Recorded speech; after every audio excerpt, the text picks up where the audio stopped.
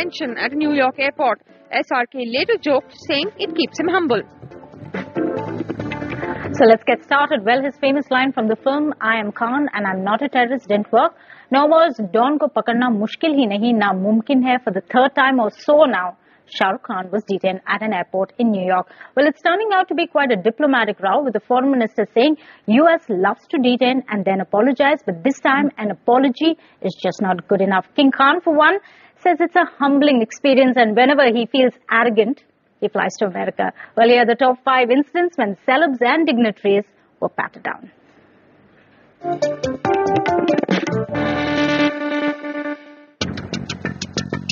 At number 5, India's envoy to the UN, Hardeep Puri, was detained for more than 30 minutes in a holding room at Houston Airport after he refused to remove his turban in December 2010. At number 4, the then Civil Aviation Minister Praful Patel was quizzed by US immigration authorities at the Chicago airport in September 2010 after his name and date of birth matched with that of another Praful Patel who is apparently on the US watch list. At number 3, Meera Shankar, the former Indian ambassador to the US, was subjected to a pat-down search in December 2010 by security personnel at the Mississippi airport in USA. Although she was traveling on a diplomatic passport, the reason for the security search was she was wearing a sari. At number 2, the Badshah of Bollywood was detained for a third time today at a US airport by immigration authorities. Shah Rukh was on his way to Yale University, where he was being honored. Everyone else was allowed to go except for him, who was finally let go of after an intervention from the Indian consulate and the dean of the Yale University. In fact, this is not the first time SRK has been detained by US officials. In 2009 also, he was detained. SRK later joked about the incident, saying it helps him stay humble. At number 1, the former President of India, APJ Abdul Kalam, was frisked at the Delhi airport itself by employees of an American airline when he was traveling to New York in 2009. Despite his name featuring in the Bureau of Civil Aviation Security's list of people exempt from such checks in India. After India asked for an unconditional apology, the US promised that such an incident would not be repeated. But not surprisingly, he was frisked again at the New York airport last year by American officials. He even took his jacket and shoes off to check for explosives. Well, this week, the biggest good news for all of us was that Yuvraj Singh was returning from Boston, and he has, of course. He's been in touch with all his fans through the social media, even as he fought a lonely battle, but a rather brave one against cancer. Well, it's just great to see him touch down at the airport with that thumbs-up sign. The fighter's back after a 3-month stay in Boston for cancer. And here are the 5 reasons why we love Yuvraj.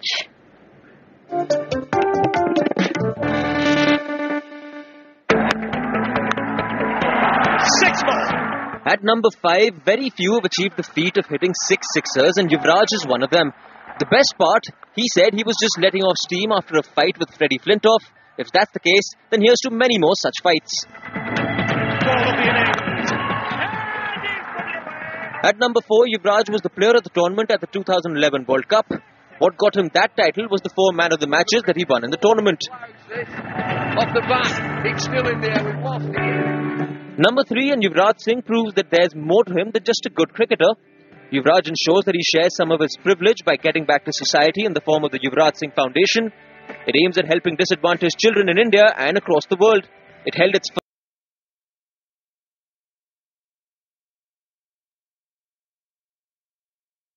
fundraiser in Durban in 2009 and has never looked back.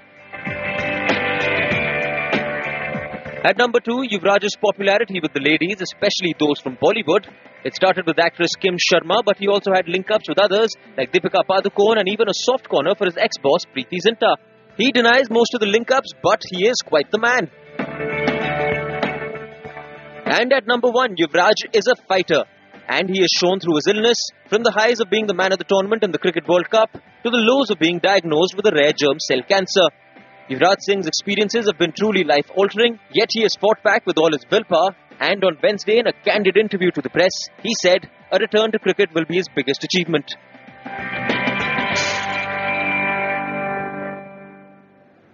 All right, well, this one is meant for the records. A chopper landing on a rooftop. Well, technically it's called an emergency landing, but for you and me, I guess it's nothing short of a miracle. The incident in Bangalore had everyone actually sit up and watch this bit of news in rapt attention.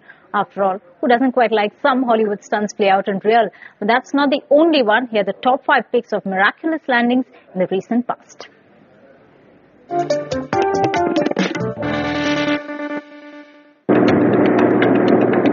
At number 5, here's what you call a heavenly landing. With hundreds of weekend skiers on the slopes, a glider crash lands on a ski run at a resort in South Lake Tahoe, Sierra Nevada, in the United States. The pilot and passenger were unhurt and thankfully no one else injured. The duo discuss aircraft lost altitude and was forced to land. The decision, though, to land on a ski slope did upset the heavenly resort, who called it irresponsible behavior. At number 4, if a fiddler on the roof is the most unusual sight, what do you make of a chopper on the roof of an apartment building? Much to the surprise of the residents of this 5-storied apartment, a chopper made an emergency landing on its roof in Bangalore. The helicopter, on a routine training sortie, developed a technical snag and had to make an emergency landing. Both pilots are safe, the chopper's tail, though, a bit damaged. At number 3, what would you say when an 81-year-old woman with no piloting experience lands a twin-engine Cessna after her husband passed out at the controls? A miracle. The elderly novice Helen Collins kept the plane airborne for over an hour, only radioing for help when low fuel levels caused the right engine to fail. Collins showed nerves of steel and landed the aircraft onto the tarmac of the Door County Cherryland Airport in Wisconsin. Her husband was pronounced dead.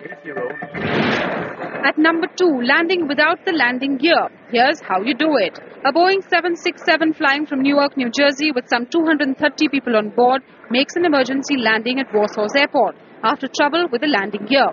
The Boeing lands on its belly without the wheels engaged. Sparks flying as it hits the runway covered with flame-retardant foam. There was no blaze, but firefighters hosed down the plane with water and foam seconds after all the passengers were evacuated. And at number 1, the miraculous landing of a crowded Airbus in the frigid Hudson River. When both engines of the US Airways Airbus A320 failed after hitting a flock of geese, a cool-headed pilot carefully maneuvered the jetliner over New York City and into the freezing Hudson River. Save one person who was injured, all 158 on board were safe. Chesley Sully Sullenberg has since become a national hero. And finally, earlier this week, there was much talk about a high-profile meeting of Pakistani President with Prime Minister Manmohan Singh. Many of us glad we actually could finally shift focus from the army row to something which also spoke of good food. So there was much more at that luncheon and private meeting between the two leaders. Unlike some meetings between India and Pakistan, this one actually left a good taste in the mouth, and I'm just not referring to the delicious menu.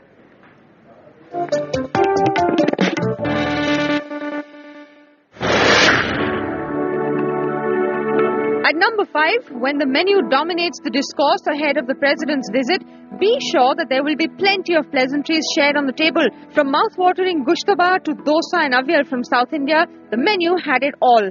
Paneer jalfrezi, chicken seekh kebabs, mutton biryani. But President Zardari would have probably stuck to the dosa, considering he is a vegetarian. At number 4, there may finally be a visit from Prime Minister Manmohan Singh to Pakistan, although not promised. The Prime Minister told President Zardari that he would visit Pakistan at a mutually appropriate time, although the diplomatic channels may have already been set into motion. Number 3 now, and the much anticipated and talked about meet between the two young leaders of India and Pakistan. The 23-year-old Bilawal met Congress party scion Rahul Gandhi, taking forward the legacy of relations between their political families, a relationship that goes back to Indira Gandhi and Zulfikar Ali Bhutto. In fact, Bilawal tweeted about the meet, saying, "The Prez and I enjoyed lunch with Rahul Gandhi and PM Singh. Lovely meal, much to learn from each other." At number 2, the 80-year-old Pakistani doctor Mohammad Khalil Chishti walked a free man on Wednesday after he was granted bail on humanitarian grounds and after he came up during the lunch between the two leaders. Meanwhile, Pakistani President Asif Ali Zardari ordered the immediate release of an Indian fisherman from a jail in Karachi in a gesture of reciprocity.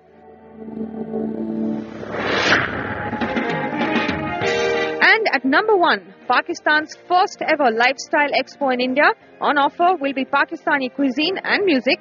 Just in February, Commerce Minister Anand Sharma visited Pakistan. Now Pakistan has promised to enhance bilateral trade relations and more people-to-people contact. India is likely to take off 263 items from its sensitive list for trade, while Pakistan has promised to move forward on most favoured nation status for India.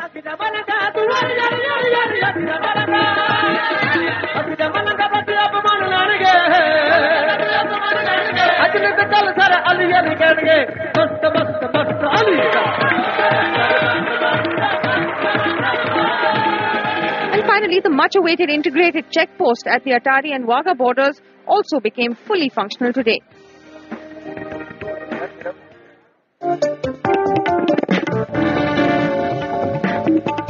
So plenty of good things there, especially when we're talking about trade. So Indo-Pak ties, can trade actually lead to trust? So, well, we've been talking all about it, but despite the shared history, culture and the physical closeness, India and Pakistan have actually really kept away from one thing that would benefit both sides immensely, and that's trade. With 3 wars in the past 60-odd years, we've had more trade with other countries than our immediate neighbor. But things are changing, and how a Pakistani lifestyle exhibition, the first, is currently underway in the capital of Pakistan actually granting India most favoured nation status and the opening of the Atari-Wagah border. Well, this begs the question, will trade actually ease off political differences between the two neighbours? So joining us on the show, Neeraj Chaudhary, political analyst, and retired Lieutenant General Shankar Prasad, a defence analyst, and also Asif Johar, a Pakistani designer participating at that lifestyle exhibition currently on. Thank you all for joining us. Neeraj, let me come to you. Is that the entire talk about the deficit, trust deficit over, and this is a new chapter between India and Pakistan? I think the fact that you had today a trade exhibition, the fact you had the Commerce Minister and his counterpart in Pakistan open a trade border post at Wagah, and other, MFN status to India last November, and India saying that we would welcome FDI from Pakistan here. Yes. All those are straws in the wind, and I think these may look like very small steps, but they may turn out to be big leaps. Yeah. Because to have the peace process driven by enhanced trade and investment flows could unshackle Indo-Pakistan peace process from the emotive issues. At least one hopes so. Would you mean that at some point, so far we've seen the political ties dictate much of it, but do you think the reverse could happen, where trade could be so strong that it could actually have a very dominant role to play between the India and Pakistan? It could give a different kind of stake in each other's countries, particularly to the younger people. President Zardari, when he was here last Sunday at that lunch, I'm told was fascinated with how the quantum of trade between India and China is so huge. China, as you know, is our largest trading partner. And despite the border row, despite the border dispute between the two countries, which has not been resolved, right, and yet we are moving in this direction. And I'm told he kept asking the Prime Minister about this. So I think what happened last Sunday and what is now following could be a very important milestone in this process. With Pakistan, you keep your fingers crossed, because when things start to move forward, something sets it back. So I hope that doesn't happen. Let's also go across to Mr. Retired Lieutenant Shankar Prasad. Sir, how would you look at it? Do you think we're overlooking a lot of facts when we're trying to push trade ahead, just because in another 3 years we could have almost twice the amount of trade that we are having with Pakistan, close to about $9 billion? Well, my headlines to this response is, everything has to be on a reciprocal basis. The most favored nation proposal was forwarded by India as early as 1966, if my memory serves me right. And till last October, the parliamentarians in Pakistan were not able to approve it. We now hear that by the end of 2012 or thereabouts, the most favored nation agreement would perhaps get approved. Let me also tell you another thing. When we talk of Pakistan, we have to draw a line in between and say, One side is good relationship and the other side is the realities. Right. Let me tell you the realities first. On the reality side, has terrorism been reduced? The answer is no. Have terrorist camps across the line of control been reduced? The answer is no. Right. Have the illegal ingress of fake currency reduced? No. Right. Has the visa issue been resolved in a manner in which the current proposals are? No. So I can go on with the list.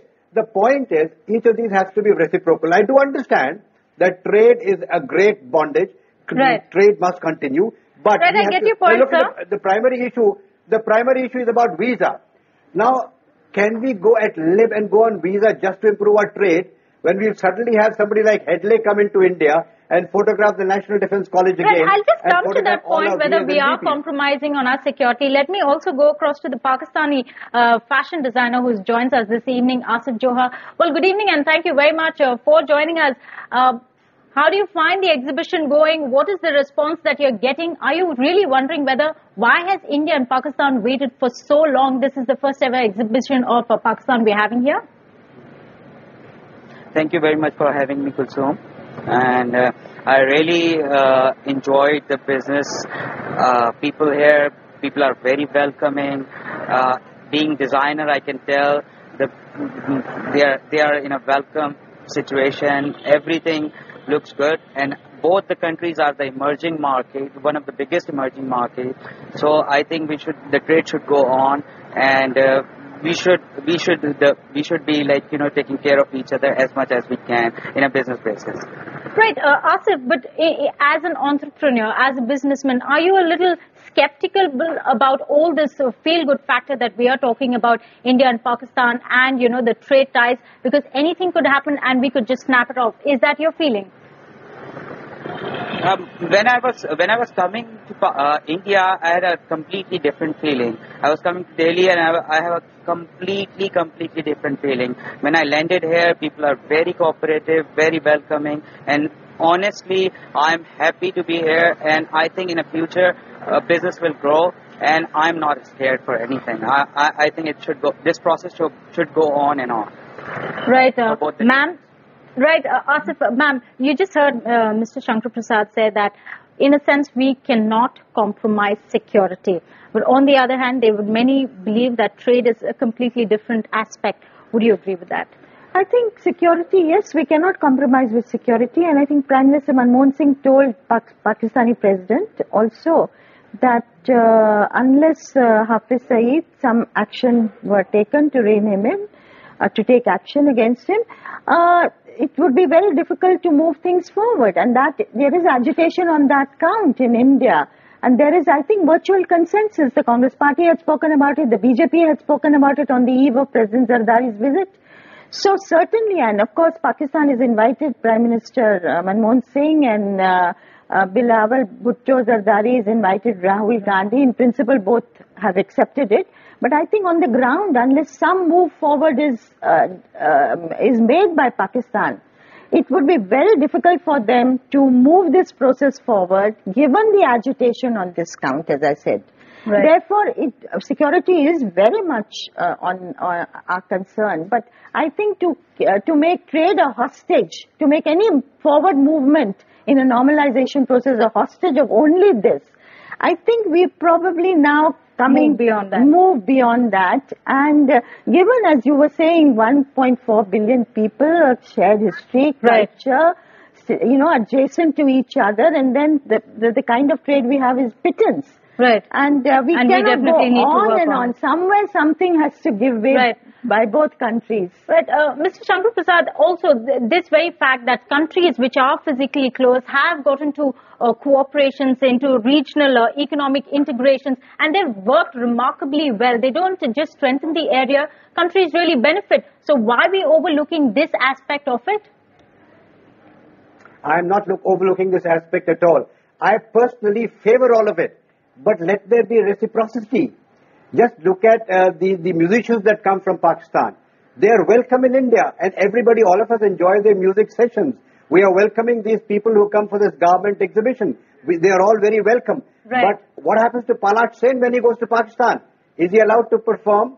Is Shah Rukh Khan welcome? Is Javed Akhtar welcome? Are Bollywood films acceptable in Pakistan? Right. So it's a very good idea. Who says it's not a good Hopefully idea? that day will but come is there adequate reciprocity? There is a reciprocity required for every activity. Right. We are wanting to make friends. We don't want to fight. But can you please give us some evidence to show your genuine desire to improve relations? I mean, we are prepared to give visas. But what happens if we give visas at lib? You don't give visas to our people when they want to visit Pakistan. So everything, we are very good neighbors. We should get together. Who can deny all of it? Well, let's hope with trade things move forward. Retired Lieutenant General Shankar Prasad, thank you very much for joining us. Mr. Asif Johar, Pakistani designer, thank you. And Nirja Chaudhary, thank you very much for joining us. Well, of course, this debate will continue, but so far, so good with India and Pakistan. Thanks very much for joining us on Trending this week. At the same time, next week, that we'll catch you. Okay, one of you.